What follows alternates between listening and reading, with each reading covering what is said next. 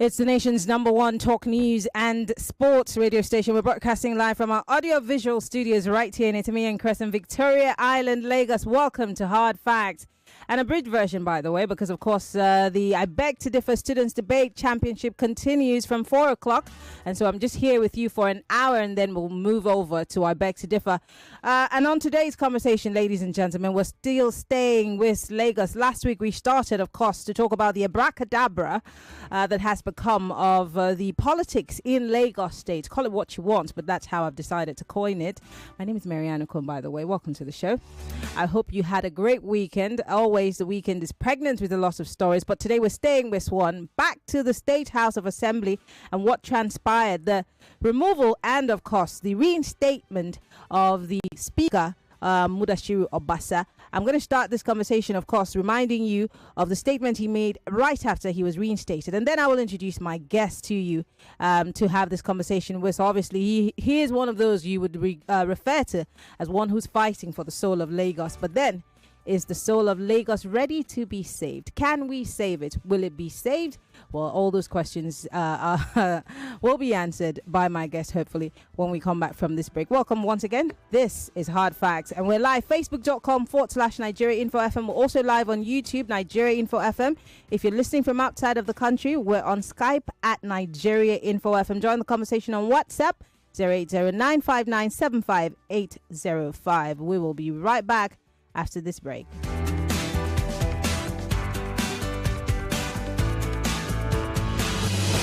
There's a reason why over 1 million people tune into Hard Facts every day. We discuss in-depth stories with sources behind the facts. The Lagos State High Court has convicted, suspended the Chicago certificate story. It's never going away, is it? Show with stories for the day. You hear diverse voices and opinions. And she was meeting her friend with her husband, knowing that. You should not be happy because there is nothing to happy about. Yeah, it's quite pathetic the way the country is going. We distinguish each story accurately with analysis. It's Hard Facts with Maryann Okon on 99.3 Nigeria Info. Millions of listeners trust us on Hard Facts, whether it's politics, social issues, controversies, and trending stories. You know we're credible and objective. It's Hard Facts with Maryann Okon on 99.3 Nigeria Info. All right, we're back from the break. I'll introduce my guest and then, of course, play you that video of the Speaker being reinstated and what he had to say to his colleagues. My guest has been a governorship candidate for Lagos State in the last elections. He is now a member of the People's Democratic Party. Ladies and gentlemen, please make welcome Funso Doherty to the Hard Facts studios. It's so good to have you join us, Mr. Doherty. It's great to be here, Maryann. And Happy New Year, because I don't think we've seen this same year. to you. Yeah, it's getting old, but... I know. Well, I mean, we're gradually getting there. Yes. Before I bring you into the conversation, because I know that you're very concerned about what happens in Lagos. This is your Lagos, it's our Lagos, everyone's Lagos. Yep. But then, of course, it seems to be that Lagos is under some sort of hegemony and has been. For so many people, they thought that this would have, what happened over the weekend would have changed the course of things, but then we're right back where we started. Hold that thought. Here is the Speaker after he was reinstated in the House of Assembly. This video is courtesy of Arise Television. I want to start by appreciating my colleagues. I want to thank you for your support, your dedication, your loyalty, and your staunch belief in our party and the utmost respect for our party leaders. I thank you, and I will always appreciate you for all you do. And let me sincerely single out my sister, the Deputy Speaker, Honorable Moji Miranda, who has been very, very, very supportive, loyal as Deputy Speaker. I thank you, ma'am, for everything. Thank you. God bless you. Let me also recognize our party chairman, Cornelius Jelabi, and his team from our party secretariat. I thank you. I thank you for everything. Our Attorney General, Mr. Pedro, we thank you for being in our midst today. And management and staff of Lagos State House of Assembly, without you, we won't get to this stage. Above common standard of excellence, just don't come freely. But because of the hard work you put into the business of this House, the Lagos State House of Assembly. I thank you for all you do, and I believe this is a challenge to you all for you to do more. I thank you. We always recognize you for what you put into the business of the Lagos State House of Assembly. I'm very sure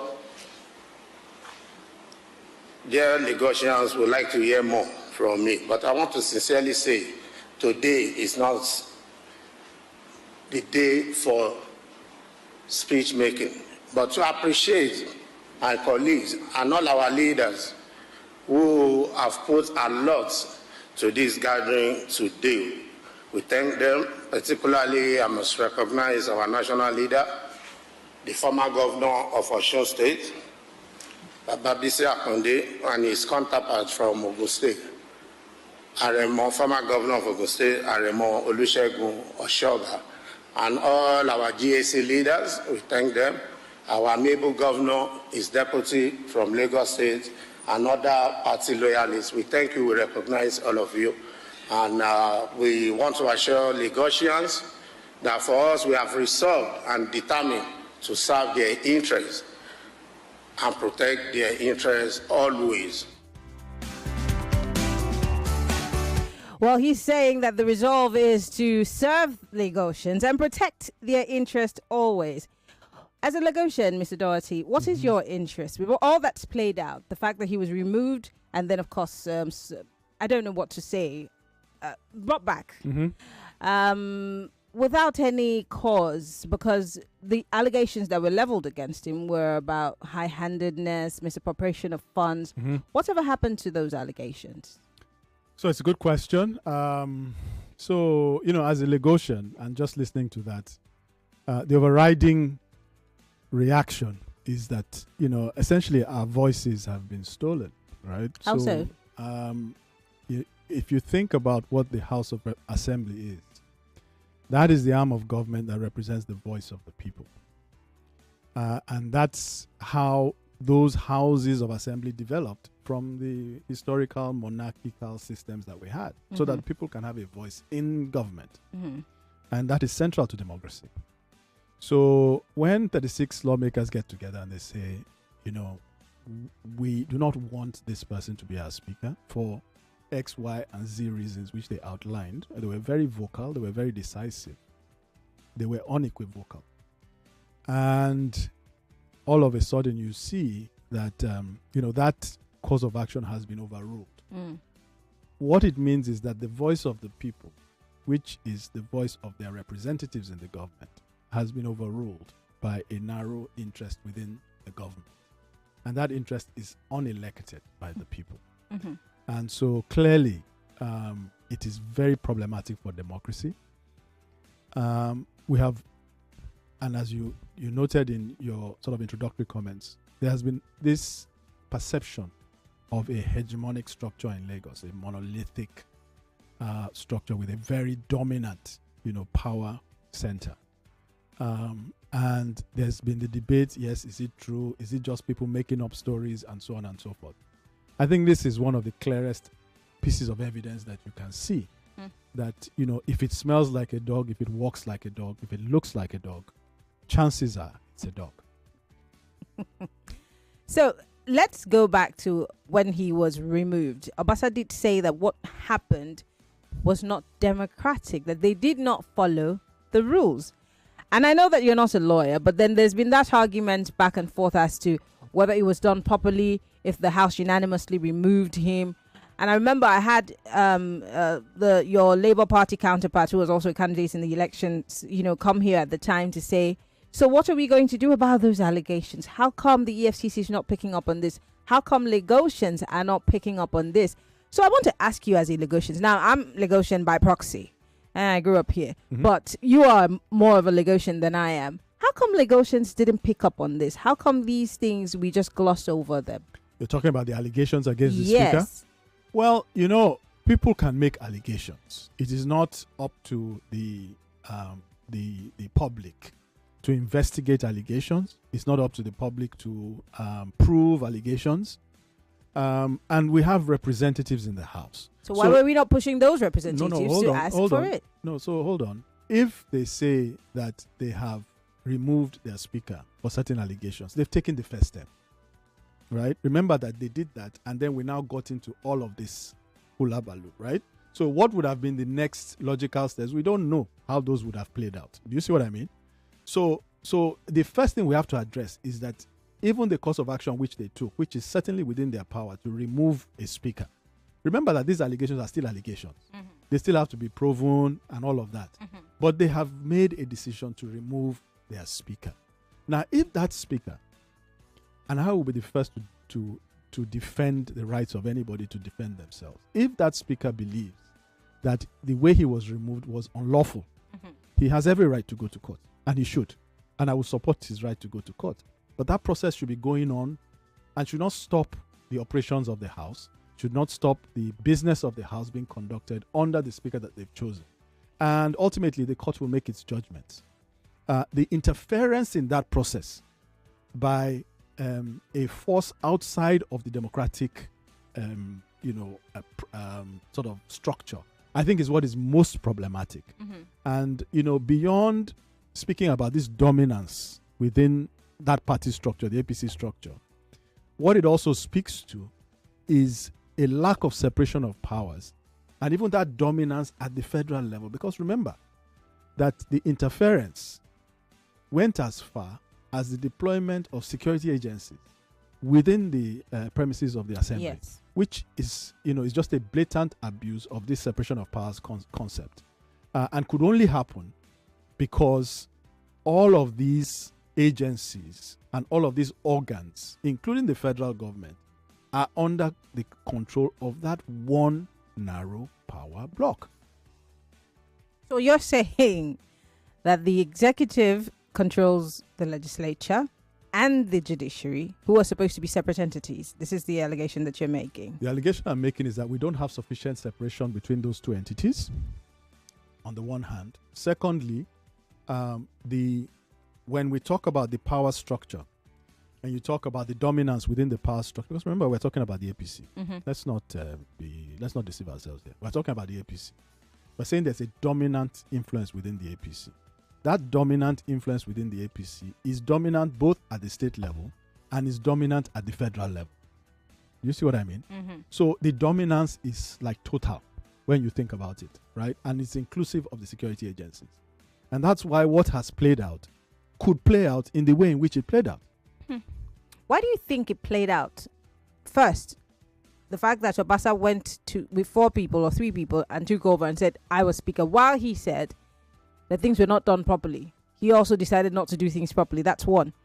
And then in a space of a few days with speculations here and there and whispers, he's been sworn in and nobody has addressed anything. Even he didn't necessarily address anything. He said it's not a day for speeches. It's not a day for talk. We're going to serve Lagosians. Yeah. But I'm guessing, like every other Lagosian, we're like, what just happened? You owe us an explanation. What do you think prompted that U-turn? Because I remember the moment he was taken out, several big wigs in the APC, were on television, they were on the radio, they were here talking about it and how the president was okay with him. He gave a nod for him to be kicked out. And then all of a sudden, he's sworn back in. What do you think played out underneath as a politician? Well, I'm not a member of the APC, so I can't tell you everything. But I can tell you that the situation we have today is the situation we have because the dominant power block within the APC has determined that that's what it should be. Right? That Obasa should be returned.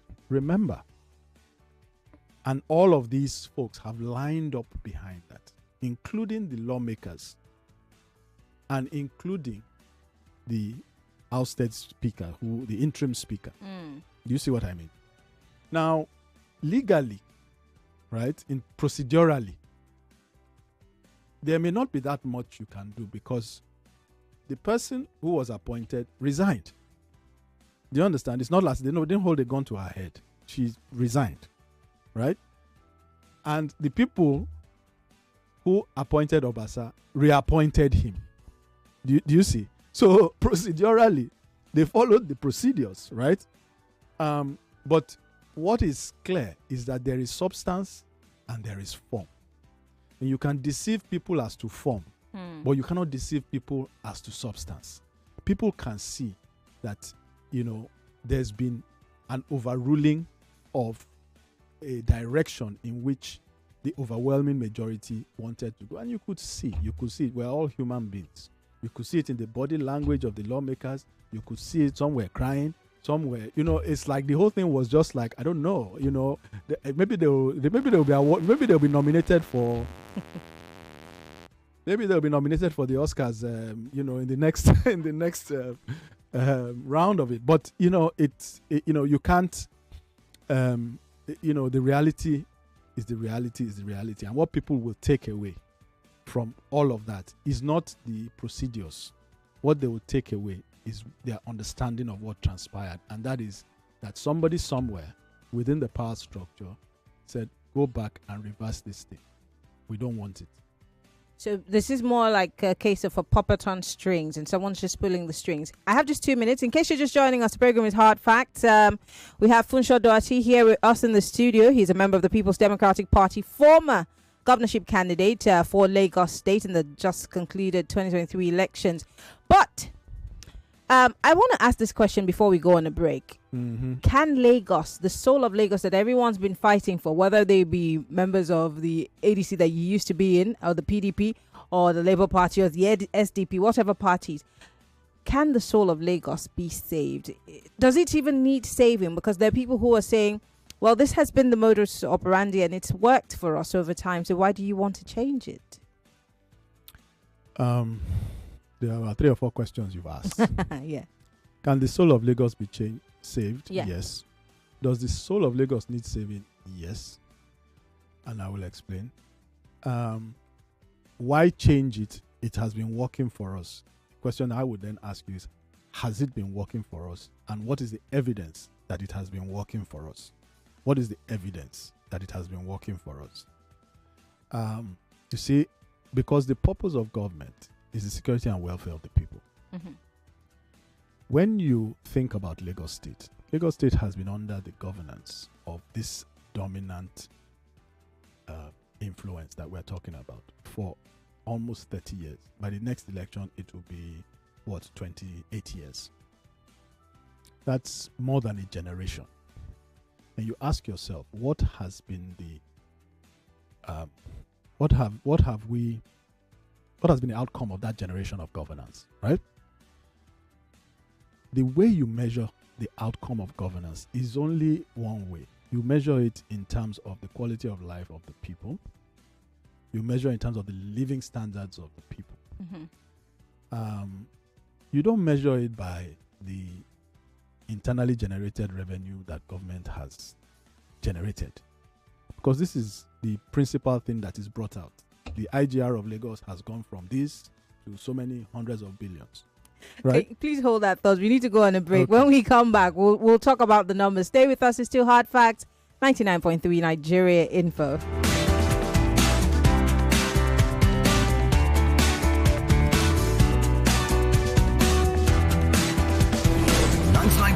Nigeria Info. We'll be right back.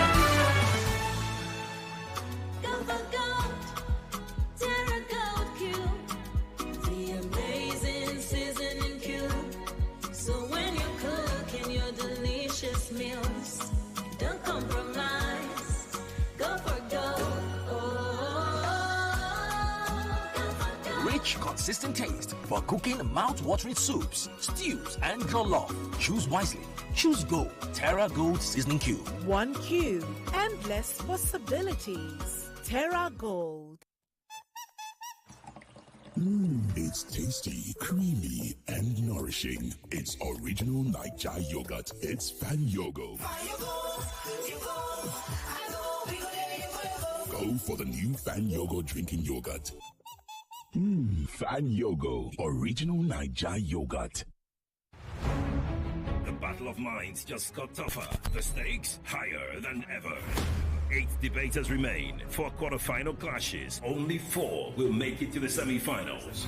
On Monday, day 13 of the I Beg to Differ debate tournament, the first quarter-finals kick off with a heated showdown. At 4 p.m., it's a fierce face-off as Anthony Ndukwayanaga takes on Esther Joseph, debating the topic, NYSC should be replaced with mandatory 1-year military service.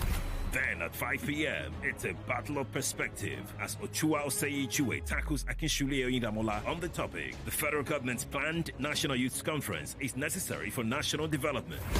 Who will argue their way into the semi-finals? Who will deliver the ultimate knockout points? And who will beg to differ the best? The best! Tune in live on Nigeria Info FM 99.3 and Kids FM 101.7 Lagos. And watch the action unfold on Facebook and YouTube at Nigeria Info FM. I Beg to Differ. Supported by Obiwizi, Diamonds and Pearls Travels Limited, and Chrisland Schools.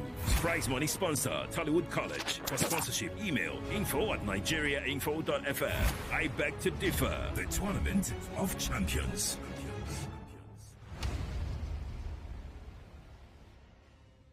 Mom's love is pure. It's so no she does. Mom's special jollof. It's a smile on your face. Mom's yummy fries. Cheers you up. Mom's tasty stew. Nourishes the family. Golden Terra oil. Tasty. Golden Terra oil. Nourishing. Golden Terra oil. Golden Terra soya oil. Golden Terra oil helps mom pour her love in the tasty, nourishing meals she cooks for her family. Golden Terra oil. Pour pure love. We're back. We're back. We're back. We're back. We are back. We're back on 99.3 Nigeria Info.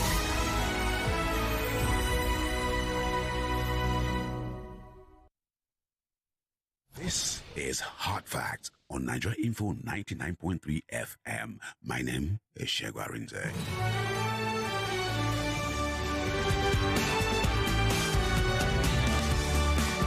Yes, it's still Hard Facts, 99.3 Nigeria Info. We're live, facebook.com/Nigeria Info FM. We're also live on YouTube, Nigeria Info FM. We still have Funso Doherty in the studio with us. We're talking about the recent development in Lagos State's politics and, of course, what recently transpired on the floor of the House of Assembly. I call it the abracadabra of Lagos politics. I don't know what you call it. But then, can Lagos be saved? Does it need saving? And how do we go about it? Before we went on that break, Mr. Doherty, you were trying to talk about the fact that, you don't measure the standard of, you don't measure, the growth or the quality of governance by just IGR. Yeah. Yeah. So what are the... So, you have to think about, at the end of the day, it's all about the people, the quality of life of the people, the standards of living of the people. And that's what government exists to improve. That's what government is elected to improve. Mm-hmm. Now, if each time what you bring forward is to say, I have increased government's IGR by, hundreds of billions, all you are saying is that you have collected taxes from the people. Mm-hmm. Because the government does not generate its own money. Its money is coming from somewhere. Mm. So you've taken that money from the people. The real answer in terms of quality of governance is, what have you done with that money that you've taken from the people? What have the people gotten for that money that they have handed over to their government, right? As taxes and fines and levies and so on and so forth. And if you measure by those standards, and you ask yourself, what is the quality of education that the people enjoy? What is the quality of healthcare that the people enjoy? What is the quality of their transportation, right? Or do they have water? Do they have electricity? What career options, job options, etc., are available to the youth, and so on and so forth? These are the things that when you look at a country that is well governed, a country that is developing, a country that is utilizing resources judiciously and properly, that is how you measure it. You see the people's lives improve. And if after a generation we cannot say that we have seen that or that we see that, then we cannot score that government a pass mark. We cannot. And bear in mind that Lagos is a very, very blessed state. Lagos is a commercial capital and has been a center of commerce for centuries. I was at a talk yesterday by a lady who's written a book called Imagine Lagos. And it traces Lagos for the past 180 years. By the way, the history is much longer than that, but she just focused on the last 180 years. Mm-hmm. And if you think about the trade, commerce, and so on that has existed in Lagos, it's centuries old.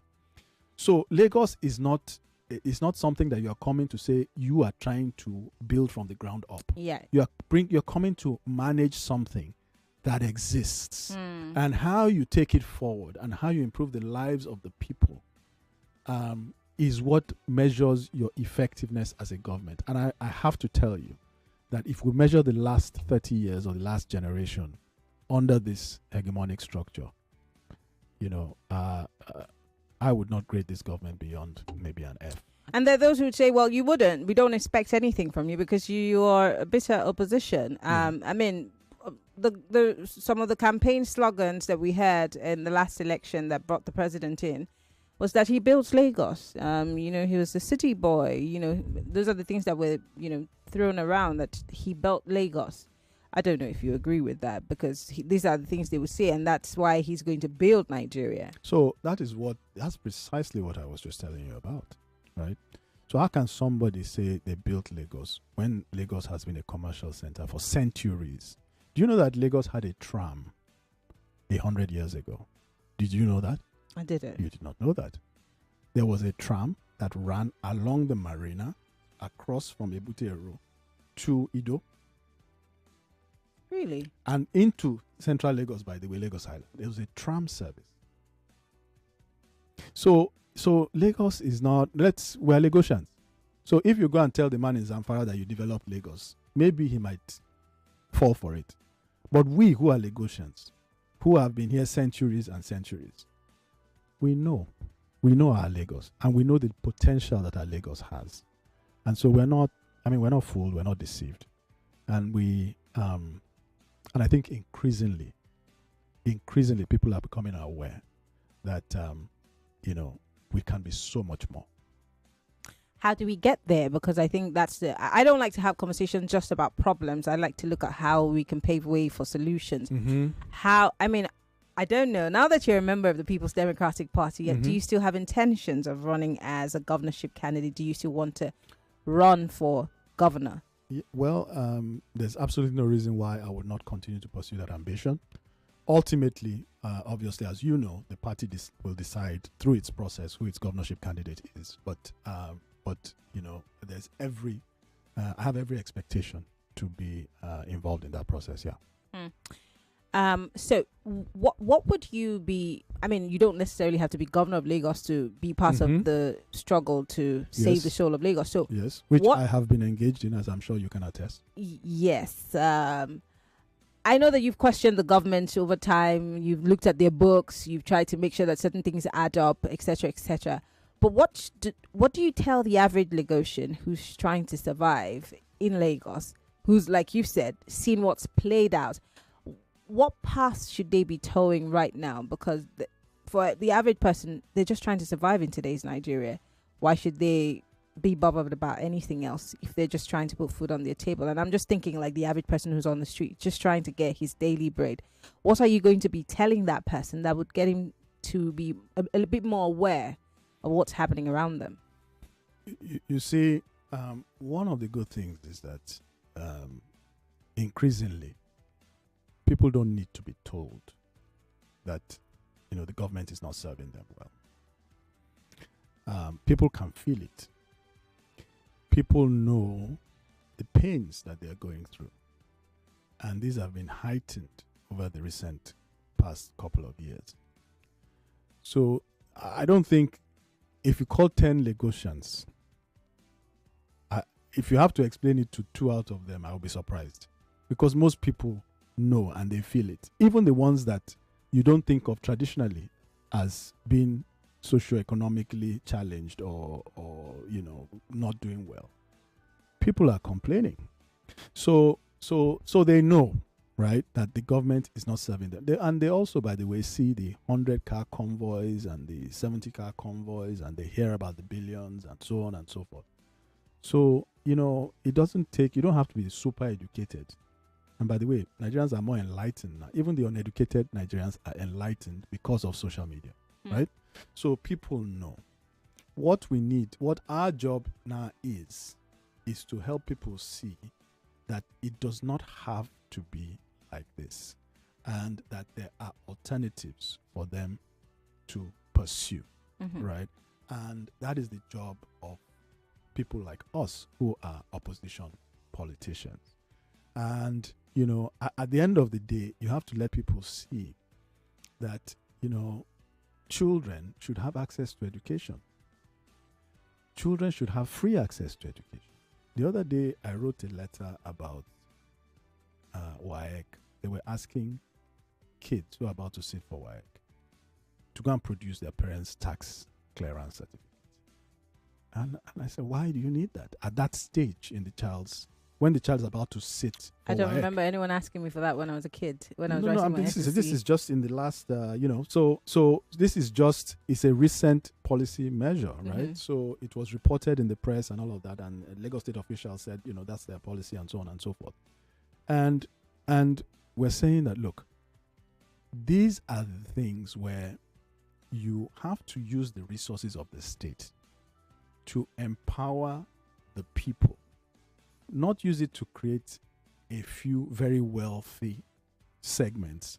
You have to use the resources of the state to improve the capacity of the people to earn, to sustain themselves, to become productive, and to become prosperous. And as the people themselves prosper, the society becomes prosperous. If you go and look at all the societies around the world that have developed, that have achieved developed status, there's no one of them, not one, that has achieved that by focusing on a small group of the population. The only way to get there is if most of your citizens' standards of living, incomes rise, right? And then the society's income rises. So practically, things like ensuring that education is truly free up to senior secondary level, and not free and say go and bring one tax certificate or pay 10,000. No, free. Let's educate the children. Healthcare for children should be free. You should ensure that people have water, right? You should ensure that their transportation options are not options that will break their back, right? So these are things that empower the people and create an inclusive society. If you are building housing, think about how you can build 5,000, 10,000 houses. Don't think about how you can, redevelop Federal Secretariat and put 100 luxury flats there. No. Think about how you can build 5,000, 10,000 housing units linked to your transportation system that the people can benefit from, that are affordable. Do you see what I mean? Yeah. So it will involve a philosophical change where you are essentially deploying resources broadly across the society, which is a departure from what we've seen in the past 30 years, where resources have tended to be concentrated in a segment of the population.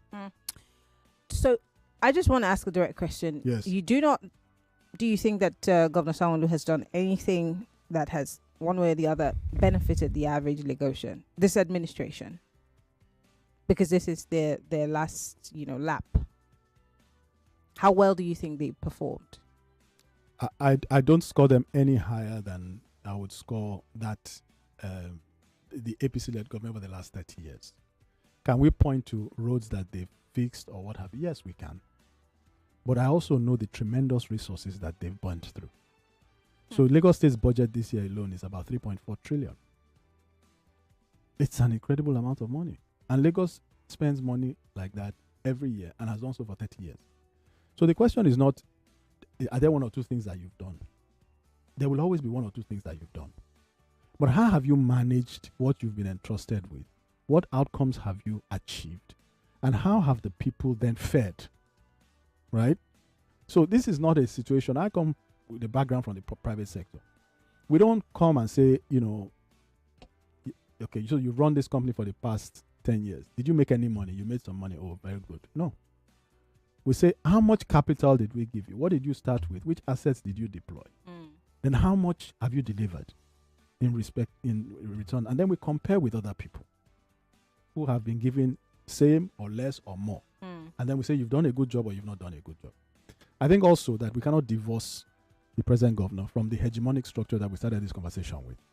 So at the end of the day, the extent of agency that he has enjoyed or that he has demonstrated, I think is very questionable. Well, in case you want to join the conversation, my guest is Funso Doherty. He's now a member of the People's Democratic Party, one-time governorship candidate in the 2023 elections. We would like to hear your thoughts. Is Lagos ready for a change? And of course, we're not talking about the Buhari administration change mantra. We're talking about a real change. Is Lagos ready? And are you, as a Lagosian, satisfied with how things have played out? Do you love what's in place? And do you disagree with my guest, maybe because he's looking at something that's outlandish and maybe unattainable? We'd like to hear your thoughts. We're live on Facebook and on YouTube. Post your comment on Facebook and on YouTube. You can join the conversation on Skype. We're Nigeria Info FM on Skype. If you're listening to us from outside of the country, then you can call us via Skype. But of course, on WhatsApp, it's 08095975805. 60 seconds, go straight to the point. Hello, welcome to Hard Facts. Hi, Maryann. Good afternoon. Good afternoon. What's your name? Where are you calling from? Zoboli calling from Ikorodu. Good afternoon to your guest as well. Thank you. Good afternoon. Welcome. Good afternoon, sir. Your voice, whenever you come on air, gives so much wisdom. I commend you for that, sir. Thank you, sir. The former speaker shouldn't insult the sensibility of Lagosians by saying the fight or the victory won over the days that this rubbish played out in the plenary. He's saying it's for our own good. I beg to differ on his opinion. I totally differ. Now, whether Lagosians are ready, well, like your guest said, we are ready. But how brazen are we? How on point or how united? Because if we don't present a common front, then this battle is lost on arrival. Okay. What does this portend for our politics right now? Dissenting voices. It means you can't be outspoken because you may think you have an opinion, but those who are higher than that live larger than life will come and tell you to shush up and get out. So now, my question to your guest is this. 1 second, Mr. Boli, we are out of time. I know. In his opinion, yes, is this a gender war or now those people that have said Miranda, now they are gone back to Abasa. What lies or wherein lies their fate? Thank you very much for calling. I'll let you answer in a bit, sir. Hello, welcome to Hard Facts. Hello. Good afternoon. What's your name? Where are you calling from? Turn off your radio. Badamasi from Surulere. Go ahead. Yes. Miranda is from Lagos. She's from Lagos Central. And the governor also is from Lagos Central. Lagos West, I think they should take that speaker. And that's what Obasa has been doing. There are worries. They have not been able to get to that position ever. People from Doherty, Miranda, people have sent those eco people. They have dominated Ibutimetas, Finland, Lagos Island. They've dominated the governance of this state forever. And their worries are, look, they should do something about it. If they say that Obasa should come back to represent Lagos West, it's okay. We don't want this kind of thing to continue to happen. I'm an Awuri man. Please. All right. Thank you very much for calling. He does have a legit concern about, representation at the assembly. Well, I'll respond to that, actually. Hello. Welcome to Hard Facts. Good afternoon. Turn off your radio. Yeah, I am pacifying. Go ahead. Hi, brother. Welcome. The situation in Lagos is very, very embarrassing. Embarrassing in the sense that one man is holding the entire Lagos state to ransom, dictating what happens in Lagos, who sits, who talks, who sneezes. And the Lagosians entirely are doing nothing about it. Look at what happened in Lagos House of Assembly, where a whole group of people, over 25, agreed that, or 35, agreed that they are going to remove the speaker. One man came and said it will never happen, and it never happened. Where are the others? Where is Fashola? Where is Ambode?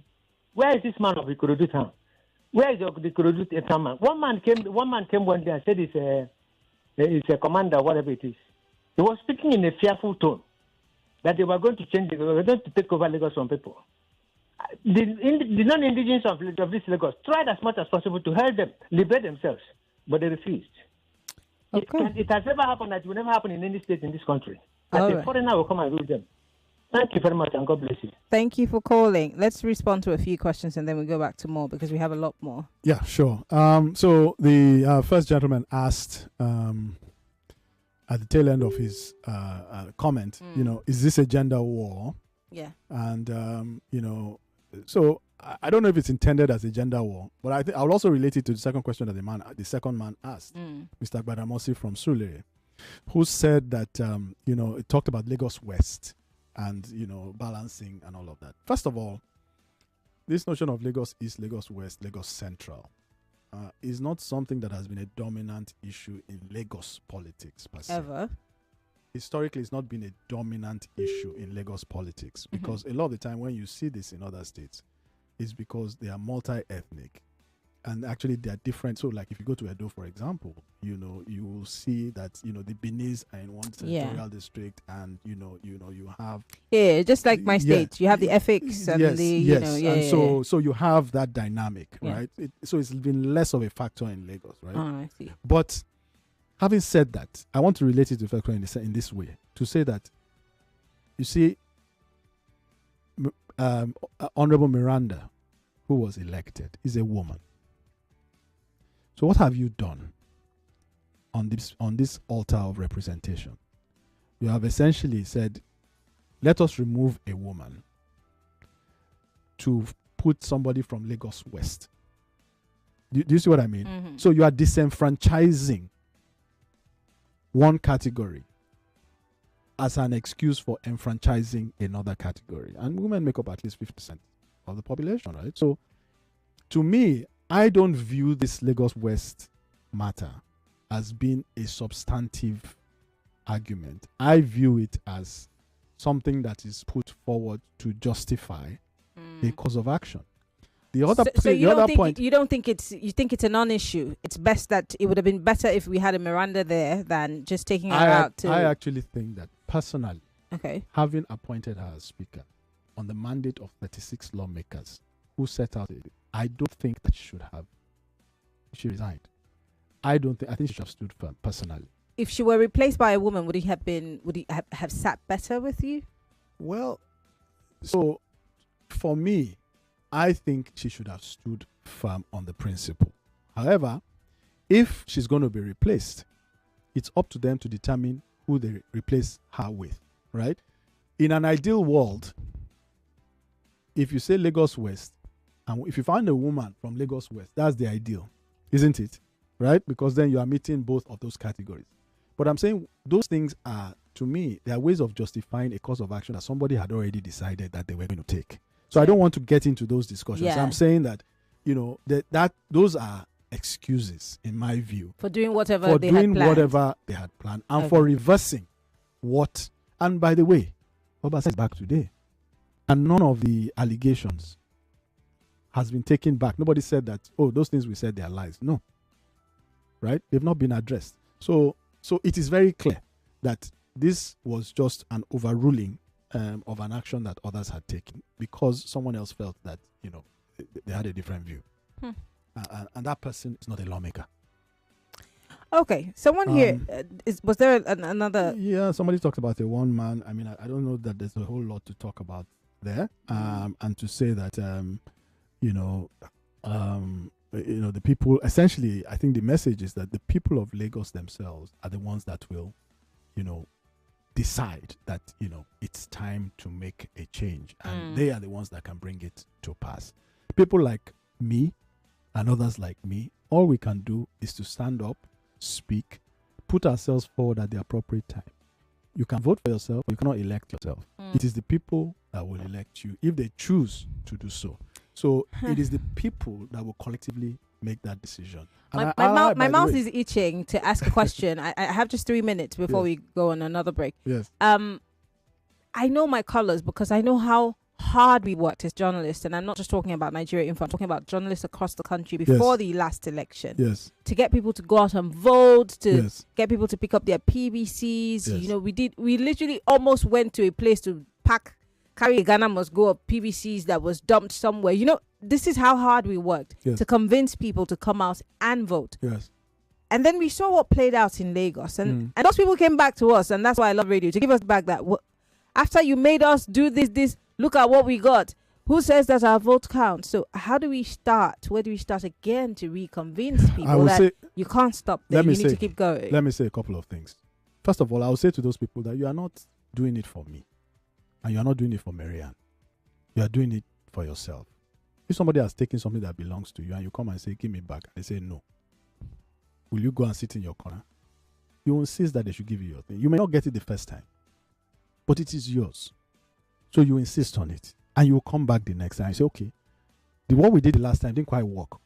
What gaps did we leave? And so how can we fix those gaps going forward? That's the work that we on the inside need to do and the voters on the outside need to do. It is our work. Nobody's going to do it for us. America will not do it for us. They don't care. They really don't care. You will select your leaders and they will work with whichever leaders come out of your process. They're not going to get involved. You see what I mean? So it is up to the people. And by the way, we must not be tired though. We must not be. And by the way, I don't think we should be totally upset about the last election, because think about the outcome of the presidential election in Lagos in the last election. It shows that the people moved in a direction that the system could not overwhelm, because the actual result that was declared in the presidential election, the actual result, if you go to INEC and look at it today, APC lost the presidential election in Lagos. That's a conversation for another day. That's a conversation. Let me just take one more call before we go. Hello, welcome to Hard Facts. Turn off your radio. Good evening. Yes, what's your name? Where are you calling from? Shala on the line. Shall I turn off your radio? I'll tell you one more time. I'll let you go. Sorry about that. Go ahead. Your guy said they should have leave Miranda to continue. That the Lagos West everything is not obtainable. I don't think it's right. It is the Lagos West that deliver most of the votes for APC. Let me go and check. And we are talking about party here. The party can give directive to its members. That's why PDP failed, because they failed to follow the instruction of their leaders. Thank you. Okay, thank you very much. So someone begs to differ from your, stand. Yeah, the only thing I will say is I never said that it does not matter.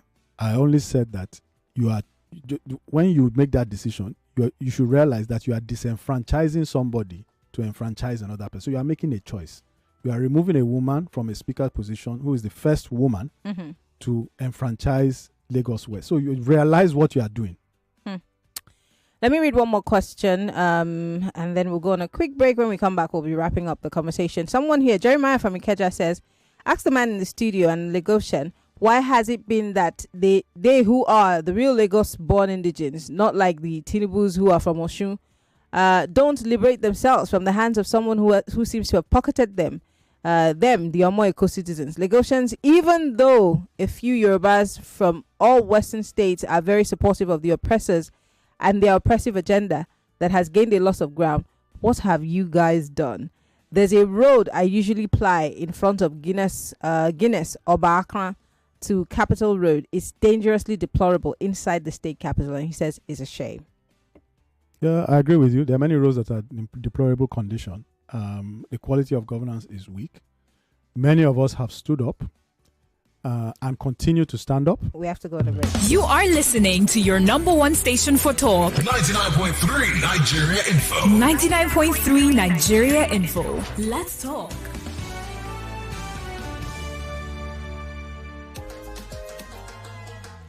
How do we make our cooking come alive? Oh, for that tasty meal where you like, oh, I mean, you want cook food to impress, oh.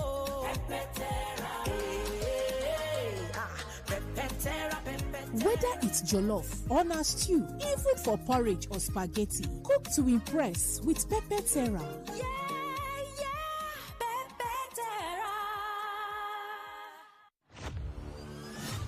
For 3 great seasons, the fans have fought with passion and fire, their best they brought. The banter was bold, the debates were tight, each word a weapon, each match a fight. but now it's bigger, the stakes much higher. The battle returns, and it's full of fire. Fan Battle 4 with Femi and the gang on 99.3 Nigeria Info. The stage is bang. In partnership with Sports Salon, we raise the game with Gloriana and a shot at fame. Think you've got what it takes to score? Then step right up. It's time for more. Register now and take your stand. Your time to shine is now at hand.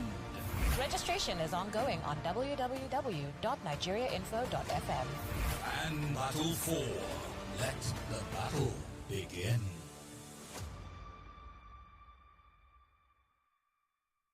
That special secret that awakens taste buds. Watch when wonder with awesome aroma. Terra seasoning cubes.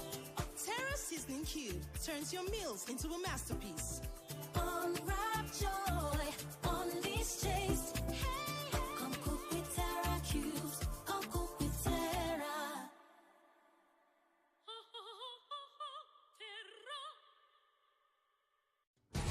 Welcome back to your number one talk, news, and sports station. This is Nigeria Info. Nigeria Info.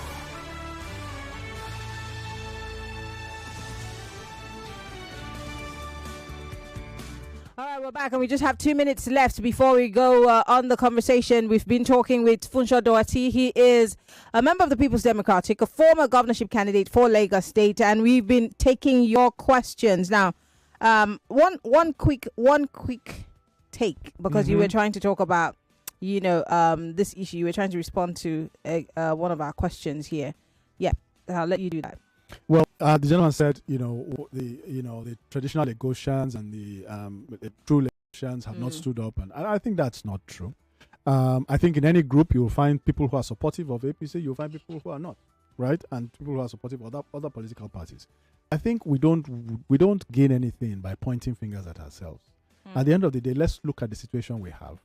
Let's look at whether we're happy with the situation. Let's look at whether we want to change it, and then let's figure out how to get it changed. Some of us are doing a hell of a lot of work, and for some people they show up once every 4 years to vote. For some of us, we're 2 years after the last election. We are still here, and we'll be here when the next election rolls around. So I think that let everybody just do their own part. Okay. Somebody here just adding to what you even said. It said, once again, let me just quickly get that message out. It's disappearing on me. Sometimes I don't really want to talk Lagos politics because the Lagosians themselves aren't helping the issue due to their sense of entitlement. We can't be crying for the bereaved. It is well, they like this movie that they are acting for us. Time will tell for all of the hegemony in Lagos. This is from Abayomi in Alagomeji. He's obviously saying almost the same thing that the last person said, that Lagosians are not necessarily fighting for themselves. And it looks like they're happy with what's happening. No, I don't think that is true. And like I said, we can keep pointing fingers at ourselves and say Lagosians. But we all live here. Okay? You live here, you vote here, you have the right to vote here, and you have a responsibility to make a difference. Right? Okay, I can't think of a better way to end this conversation. You have a responsibility to make a difference. Funso Doherty, former governorship candidate and of course a member of the People's Democratic Party, has been speaking with us on the show today. I want to say thank you, Mr. Doherty, for coming to the studio. We do appreciate your presence here. Thank you very much. All right.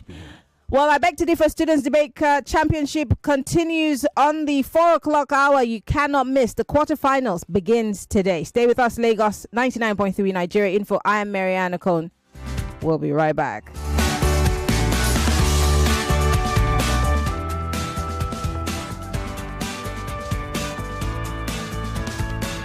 99.3 Nigeria Info. We are more than just radio.